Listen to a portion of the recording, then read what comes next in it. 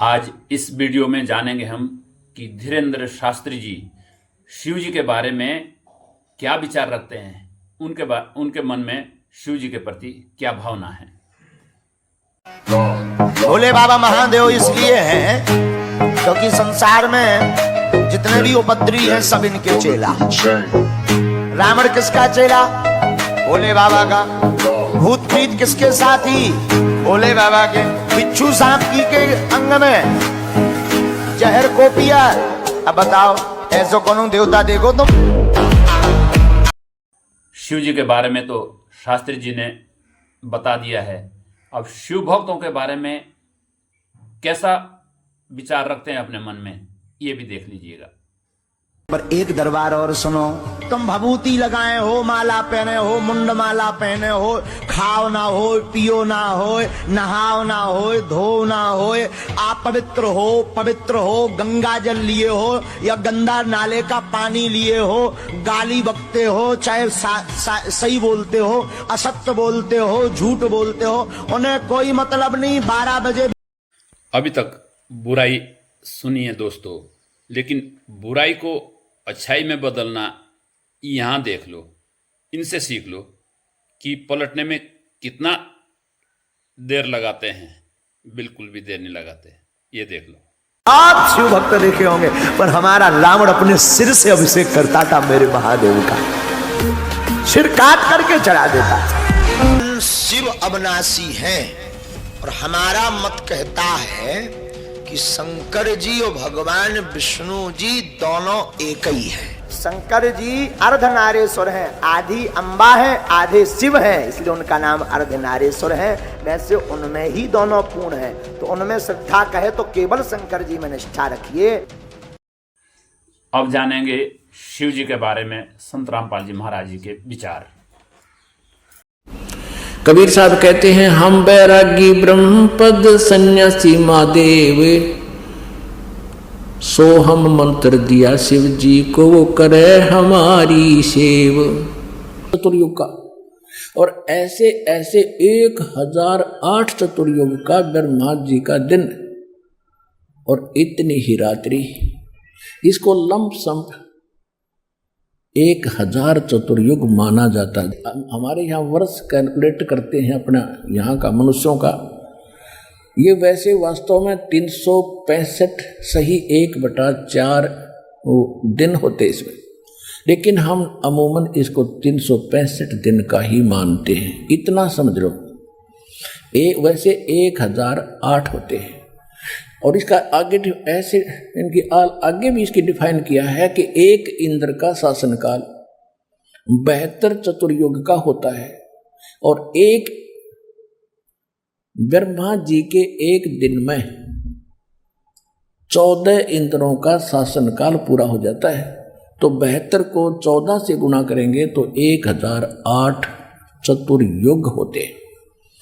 तो लंपसम माना जाता है 1000 चतुर्युग का ब्रह्मा का दिन, इतनी ही रात्रि, ये दोनों मिलाकर समझो एक दिन रात बन गए ब्रह्मा के। ऐसे 30 दिन रात का महीना और 12 महीने का एक वर्ष, ऐसे बने हुए पीरियड से, और ऐसे 100 वर्ष की आयु है ब्रह्मा जी की। ओ तेरे की बताओ, अब हम तो 100 वर्ष हमारे गिन लो, ये कितने समय उसकी तुलना में। अब उसकी कैलकुलेशन ऐसे हटकर हम अन्य देवताओं की कैलकुलेशन नहीं कर सकते। अब ऐसे निकालेंगे, ब्रह्मा जी की आयु ऐसे बने हुए 100 वर्ष की होगी, ठीक है। उसके बाद इसे 7 गुनी विष्णु जी की 700 वर्ष जैसे ये बने हैं वर्ष, और इससे 7 गुना शंकर भगवान की 4900 वर्ष। किससे 7 गुना? विष्णु जी से 7 गुना। और जब ऐसे 7 गुना आयु वाला शंकर मर जाएगा, ऐसे ऐसे 70,000 जब ये शंकर जी मर जाएंगे, उसके बाद एक ब्रह्मांड का विनाश होगा। और इस गीता ज्ञान दाता की मृत्यु होगी। और इतना पीरियड जो होगा 70,000 बार शंकर मरने के बाद, ऐसे जो एक बार ब्रह्मांड का विनाश होगा और इसकी मृत्यु होगी, काल की, ज्योत निरंजन की, सर्वपुरुष की, तो वो होगा युग। किसका? अक्षर पुरुष का युग होगा, वो युग। अपना आत्माओं ने वेदों गीता का समझना कोई बालकों का काम नहीं था। गीता अध्याय नंबर 8 के श्लोक नंबर 17 में उसमें लिखा है कि सहस्र युग लिखा है, सहस्र चतुर्युग नहीं लिखा। ये गलती कर रहे हो अनुवाद करते समय, उन्होंने ब्रह्मा जी का वो सिद्ध कर दिया, वो है सहस्र युग ओनली, नोट चतुर्युग। तो 1000 युग का दिन किसका? अक्षर पुरुष का। और इतनी ही रात्रि। तो ऐसे जैसे एक युग, दास ने ये बताया, ऐसा एक युग, ऐसे ऐसे 1000 युग का अक्षर पुरुष का दिन और इतने ही युग की रात्रि, ऐसे 30 दिन रात का इसका महीना, और ऐसे 12 महीने का एक वर्ष, और फिर 100 वर्ष की आयु है उस अक्षर पुरुष की। और फिर भी मृत्यु। गीता अध्याय नंबर 15 के श्लोक नंबर 16 और 17 में 3 पुरुष बताए, सरपुरुष अक्षर पुरुष बताए 16वें श्लोक में 15वें अध्याय के। उसमें कहा कि ये 2 पुरुष प्रसिद्ध हैं, एक सरपुरुष और एक अक्षर पुरुष। ये भी और इनके अंतर्गत जितने प्राणी इनके कमांड में हैं, ये सब नाशवान है, लेकिन जीवात्मा अलग विषय है, वो नहीं मरती। फिर उसके तुरंत बाद कहा 17वें श्लोक में 15वें अध्याय के, उत्तम पुरुष है तू अन्य परमात्मा इति उदाहरते, ये लोग तरम अवश्य विवर्ती अवेश्वर है। वो इन दोनों से कोई अन्य है, वो परमात्मा श्रेष्ठ भगवान उत्तम पुरुषोत्तम, और वही तीनों लोकों में प्रवेश करके सबका धारण पोषण करता है। वो मूल रूपी संसार है, संसार रूपी वृक्ष की मूल है, और वही वास्तव में अविनाशी है, अव्यय ईश्वर है। तो वो कौन है? और इनकी मृत्यु जो इतनी लंबी आयु है अक्षर पुरुष की, फिर भी मृत्यु है, इसलिए इसको अक्षर कहने लगे। अक्षर माने अविनाशी होता है, लेकिन ये अविनाशी नहीं है, लेकिन अविनाशी से कम भी नहीं है। इतनी लंबी उम्र में मरेगा, लेकिन फिर भी मृत्यु है। तो सूक्ष्म वेद में कहा है, एती उम्र बुलंद मुर्गा अंतरे, सतगुरु लगे न कान न बैठे वो संतरे। इतनी लंबी आयु होने के बाद भी मृत्यु होगी, क्योंकि आपको वो तत्वदर्शी संत नहीं मिला जो गीता अध्याय नंबर 4 के श्लोक नंबर 34 में जिसका वो वर्णन है, यजुर्वेद अध्याय नंबर 40 के मंत्र 10 में जिसका कहा कि वो धीरा नाम तत्वदर्शी संत ही सही सही मार्ग बताते हैं, उनसे सुनो। तो वो तत्वदर्शी संत आज विश्व में ये दास है, एक बार को आवते 100 बार सुन लो। दर्शकों, अभी आपने अपने ब्रह्मांडों के मुख्य मुख्य प्रभुओं की आयु सीमा देखी। इससे स्पष्ट है कि जो प्रभु शिव से भी समर्थ है, उनकी भी मृत्यु होती है। दर्शकों, इसके साथ एक रहस्य और बताते हैं। जब 70,000 शिव भी मर जाते हैं, तब एक ज्योति निरंजन ब्रह्म मरता है। पूर्ण परमात्मा के द्वारा पूर्व निर्धारित किए समय पर एक ब्रह्मांड में महाप्रलय होती है। यह 70,000 शिव की मृत्यु अर्थात एक सदाशिव यानी ज्योति निरंजन की मृत्यु होती है। तब एक युग होता है परब्रह्म का। 100 वर्ष की परब्रह्म की आयु है। फिर परब्रह्म की भी मृत्यु होती है। परब्रह्म के 100 वर्ष पूरे होने के पश्चात एक शंख बजता है। सर्व ब्रह्मांड नष्ट हो जाते हैं। केवल सतलोक व ऊपर तीनों लोक ही शेष रहते हैं। इस प्रकार कबीर परमात्मा ने कहा है कि अरबों तो ब्रह्मा गए, 49 कोटि कन्हैया, 7 कोटि शंभु गए, मोर एक नहीं पलैया। इसका भावार्थ है कि 343 करोड़ त्रिलोकीय ब्रह्मा मर जाते हैं, 49 करोड़ त्रिलोकीय विष्णु मर जाते हैं तथा 7 करोड़ त्रिलोकीय शिव मर जाते हैं। तब एक ज्योति निरंजन काल ब्रह्म यानी कि ब्रह्मा विष्णु शिव के पिता की मृत्यु होती है, जिसे गीता जी के अध्याय 15 के श्लोक 16 में क्षर पुरुष नाशवान भगवान कहाँ है, इसे ब्रह्म भी कहते हैं। तथा इसी श्लोक में जिसे अक्षर पुरुष अविनाशी कहाँ है, वह परब्रह्म है जिसे अक्षर पुरुष भी कहते हैं। अक्षर पुरुष अर्थात परब्रह्म भी नष्ट होता है। जब काल भी करोड़ समाप्त हो जाएंगे, तब सर्व अंडों अर्थात ब्रह्मांडों का नाश होगा। केवल सतलोक व उससे ऊपर के लोक शेष रहेंगे। दर्शकों, यह रहस्य आज तक संत रामपाल जी महाराज के अलावा कोई बता नहीं पाया है। दर्शकों, अब आपको दिखाते हैं कि शिव जी समेत अन्य प्रभु कितने समर्थ हैं। देखिए यह वीडियो। अब हम आपको थोड़ा सा इन भगवानों का जो अक्षेत्र दिखाएंगे कि ये कितने प्रभु हैं। जैसे एक ब्रह्मांड होता है, एक ब्रह्मांड में कौन कौन सी स्थिति है वो देखिएगा। ये एक ब्रह्मांड का लघु चित्र है। इस ब्रह्मांड का अंडे जैसी शकल है, अंडे आकार है, अंड आकार है। ये देखिए ऐसा है यहां तक। ये इसको अंड भी कहते हैं, इसको ब्रह्मांड भी कहते हैं। और इस ब्रह्मांड के अंदर जो व्यवस्था है वो हमारे शरीर के अंदर हम देख सकते हैं जब हम हमारे इन चैनलों को, कमलों को ऑन कर लेंगे मंत्रों की साधना करके। तो इसलिए इसको पिंड, शरीर को पिंड कहते हैं। जैसे एक टेलीविजन के अंदर कहीं भी कार्यक्रम हो रहा हो, वो कार्यक्रम हो रहा कहीं और देख हम टीवी पर सकते हैं, ऐसे ये शरीर हमारा है।